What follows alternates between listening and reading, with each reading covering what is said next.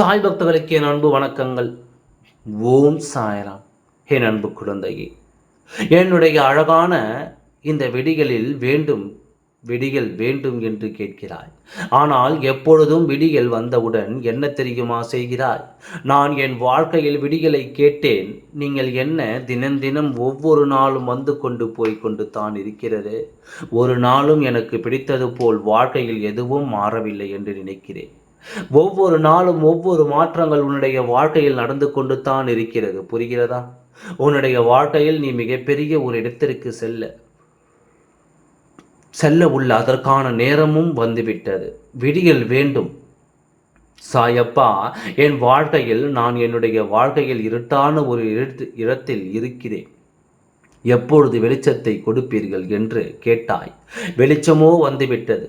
கண்ணை திறந்து நிற்பாய். நிச்சயமாக உனக்கு வரும் அனைத்து நல்ல விஷயங்களும் உனக்கு தெரிய வரும். காலங்கள் எப்பொழுதும் சோதிக்கும், ஆனால் ஒரு பொழுதும் ஒரு நாளும் கைவிடவே விடாது.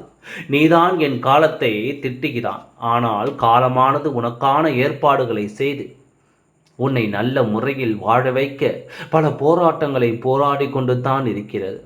நீ நல்ல குழந்தை. பல சோதனைகளை தாண்டி தான் வர வேண்டும். ஏன் தெரியுமா? கெட்டவனாக இருந்தால் அவனுக்கு இப்பொழுது நல்லது நடப்பது போல் இருக்கும். ஆனால் அவனுடைய அடுத்தடுத்த கட்டம் மிக மோசமாக இருக்கும். அதனால் நான் ஒன்று சொல்கின்றேன். நல்லவனுக்கு ஆரம்ப காலம் மிக சோதனை கொடுக்கும். ஆனால் அடுத்தடுத்து கட்டம் அவனுடைய வாழ்க்கை மிக பிரம்மாண்டமாக இருக்கும். நீ என்னுடைய குழந்தை. சீக்கிரமாக உன்னுடைய வாழ்க்கையில் நல்லது நடக்கும். கவலைகள் இருந்தால் அதை இப்பொழுது இந்த நொடியை உன் மனதில் இருந்து தூக்கி எறிந்துவிட்டு அமைதியாக வாழ பழகு. எந்த அளவுக்கு நீ கவலையை மறந்து வாழ்கிறாயோ அப்பொழுது உன் வாழ்க்கையில் சந்தோஷமானது பிறக்கும். உன்னுடைய முகத்தை எப்பொழுதும் சிரித்தபடி வைத்துக்கொள். நீ அழுதபடி இருந்தால் என்ன நடக்கும் என்பதை நீதான் முடிவு செய்ய வேண்டும். நல்லது நிச்சயமாக நீ அழுது கொண்டே இருந்தால் வராது. ஒரு தெய்வம் உன் வீட்டுக்குள் வர வேண்டும் என்று ஆசைப்பட்டாலும் நீ நிம்மதியாக உன் வீடும் நல்ல முறையில் இருந்தால்தான் தெய்வமே உன் வீட்டிற்குள் வரும். எப்பொழுதும் அழுது கொண்டு மனதில் ஏதோ ஒரு விஷயத்தை நினைத்து கொண்டிருந்தால் எப்படி தெய்வம் உன் வீட்டிற்குள் வரும்? சொல்.